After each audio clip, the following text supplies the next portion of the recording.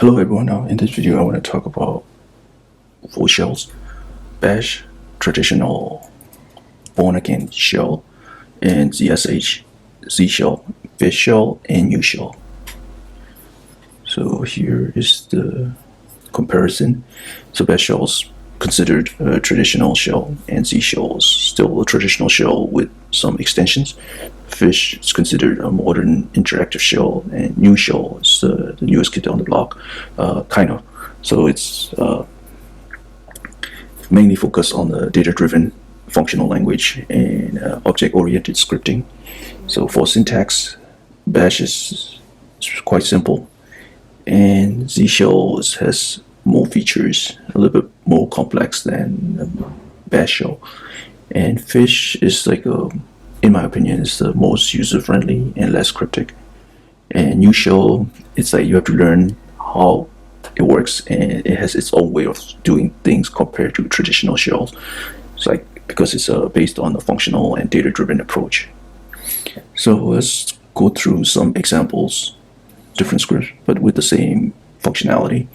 So we look at if we look at the backup.bash. So by the way, for the bash and ZSH, for bash you can use either .bash or .sh. Same thing with ZSH. .zsh or .sh. I use .bash and .zsh for these examples. So for backup, the bash and versus backup .zsh. Now let's diff side by side.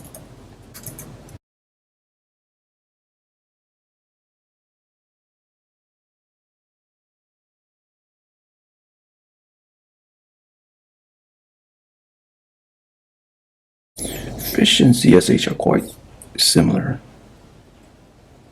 So ZSH, for instance, here, how it writes the backup directory. So they all have the same functionality of creating a backup of a directory to a timestamp file. Fish uses set and Nushell uses let for variables. And command substitution. So Fish uses something like this. I have an IP address lookup in my ZSHRC. To get this, here's the script.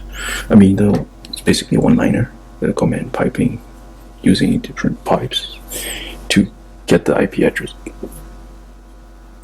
So in order to do the same thing in Nushell, here is the script. Biggest gripe with the Nushell coming from traditional shells.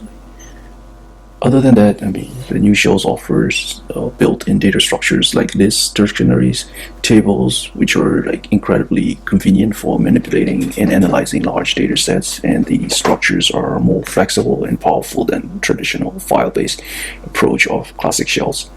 And Nushell syntax and functionalities are heavily influenced by functional programming languages like Haskell. This means you can leverage concepts like immutability, higher order functions, and piping to write concise and efficient scripts for data manipulation and transformation.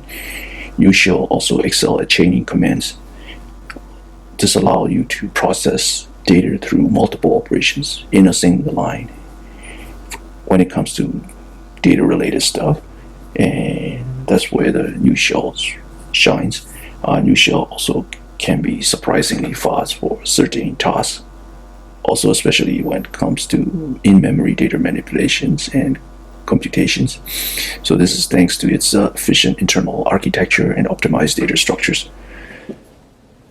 Also, Nushell can easily integrate with external tools and libraries written in other languages like Python, C, or Rust, and is further expand its capabilities for data handling and analysis. Really good when it comes to log analysis, filtering, statistical analysis, and data exploration, and when you're dealing with JSON and CSV files and manipulation and complex data filtering and transformations, and built-in data pipes. So that's all I want to talk about today, and thanks for watching.